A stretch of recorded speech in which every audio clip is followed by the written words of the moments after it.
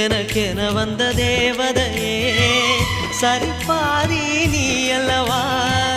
நடக்கையில் உந்தன் கூட வரும் நிழல் போலே நான் அல்லவா கண்ணன் கொண்ட ராதையர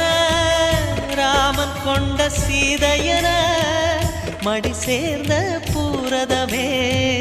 மனதில் வீசும் மாருதமே நன்றி சொல்ல உனக்கு வார்த்தை இல்லை எனக்கு நான் தான் மயங்குறேன் என்னுடைய மனச தந்துவிட்ட பிறகும் ஏம்மா கலங்குற